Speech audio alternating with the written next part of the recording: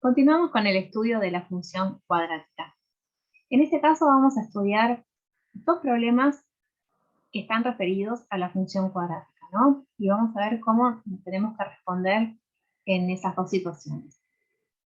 En la primera, el problema puede ser que tengamos que representar y analizar una función cuadrática que está definida en un dominio acotado. Lo vamos a ver con este ejemplo. Acá la función f está definida con un dominio -4, 1, cerrado, en los reales, tal que la fórmula de la función está dada por x cuadrado más 2x. En principio, los que nos va a convenir calcular son dos puntos particulares de la parábola, que son los que se encuentran, digamos, en los extremos de este intervalo que es el dominio, ¿no? Es decir, vamos a calcular la función en el valor -4 y en el valor 1 para determinar esos dos puntos. En principio, la función en -4, si reemplazamos en la fórmula, nos va a quedar que es igual a 8. Y si reemplazamos en 1, es decir, que en el otro extremo del intervalo, reemplazamos en la fórmula y nos queda 3. Por lo tanto, ya tenemos dos puntos de esta parábola, que es como el primer punto y el último punto, ¿no? Si se quiere. -4, 8 y 1, 3. Ya estos puntos ya los podríamos ir graficando. Yo voy a continuar con el estudio y después mostramos el gráfico. Una vez que tengamos el gráfico, ahí empezamos el análisis de la función. Bueno, continuamos con otros datos importantes, que es, por supuesto, el vértice, que es un punto importante de la parábola. Lo vamos a calcular con la fórmula del vértice, es decir, para calcular la abscisa, -b sobre 2 por a, y en este caso da -1.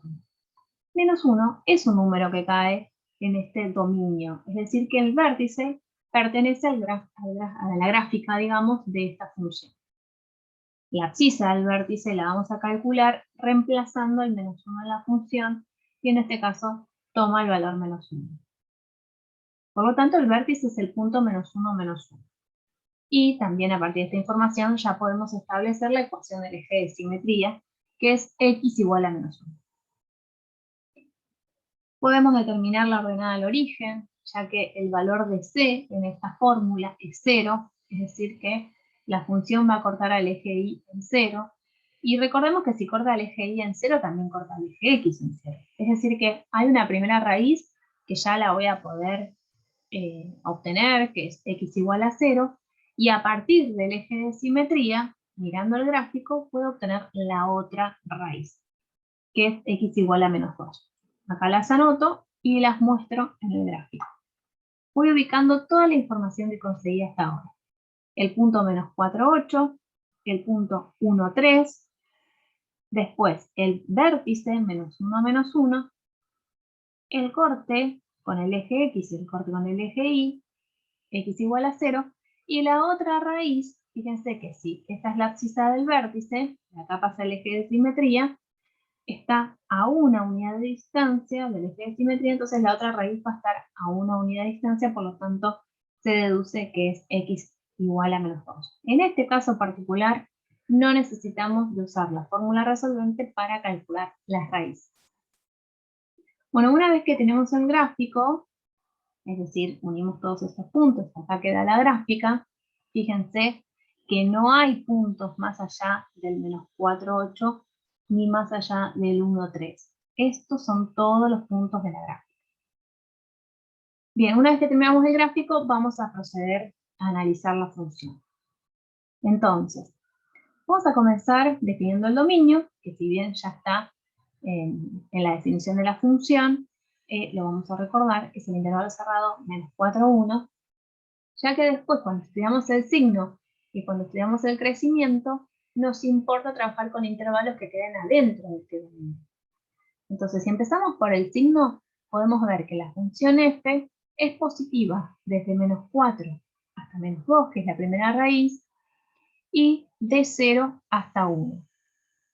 Ahora, va a ser negativa entre esas dos raíces, entre -2 y 0, porque fíjense que los puntos quedan por debajo del eje x, y en los otros dos tramos quedan por encima del eje x. Bien, ahora vamos a analizar el crecimiento. La función f decrece en el intervalo que va desde -4, que es donde arranca el dominio, hasta -1, donde está la abscisa del vértice, como ya vimos, y va a crecer a partir de -1 hasta 1, que es donde termina el dominio. Es decir, donde tiene sentido la función. Entonces acá ya analizamos signo y crecimiento. Si observamos el gráfico, podemos determinar la imagen. La imagen son los valores de i, o sea, los valores que toma la función, y vemos que el valor más chiquito que toma es -1, y el valor más grande es el 8, que obtuvimos a partir de uno de los extremos del intervalo del dominio. Entonces, de acá podemos concluir que f tiene un punto de mínimo absoluto, que es el vértice. -1 es el valor mínimo de la función, por lo que establecimos en la imagen. Y a su vez, f posee un punto de máximo absoluto, que es este punto, el -4, 8. Es decir que 8, por ser el valor máximo de la función, define este punto de máximo absoluto que por ahí, en las otras funciones donde estaban definidas para todos los reales, teníamos o un punto de mínimo absoluto o un punto de máximo absoluto, nada más, que era representado por el vértice. Pero ahora que la función está acotada en un dominio, va a suceder que vamos a tener otro extremo de acuerdo a los valores que hayamos calculado de la función en los extremos del intervalo dominio. Bien, hasta acá uno de los problemas, el primero. El segundo problema puede ser que, dada cierta información acerca de los puntos o del comportamiento de una función cuadrática, nos pidan determinar la ecuación de la parábola que representa esa función. Bueno, esa información puede ser dada a partir de un gráfico como el que está acá. En este gráfico nosotros tenemos como información fehaciente que la parábola es cóncava hacia abajo, que el vértice es el punto 1, 2 y que una de las raíces es el punto -1, 0. Entonces, vamos a ir anotando lo que sabemos. Sabemos cuáles son las coordenadas del vértice, sabemos cuál es el eje de simetría. Por más que no lo dibujemos, sabemos que tiene esta ecuación a partir de la abscisa del vértice.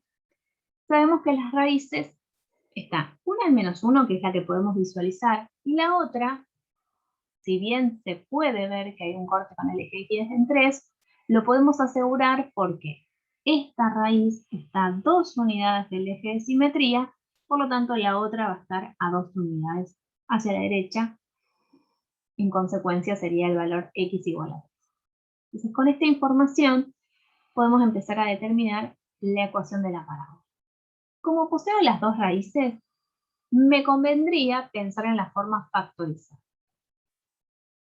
En este caso, la forma factorizada de esta parábola quedaría como a por x más 1, es decir, x menos la primera raíz, por x menos la segunda raíz, que quedaría x menos 3. Lo que no conocemos de esta ecuación es el valor de a, del coeficiente principal, que siempre es el mismo en todas las formas de la función cuadrática que podamos trabajar, en la forma canónica o en la forma desarrollada.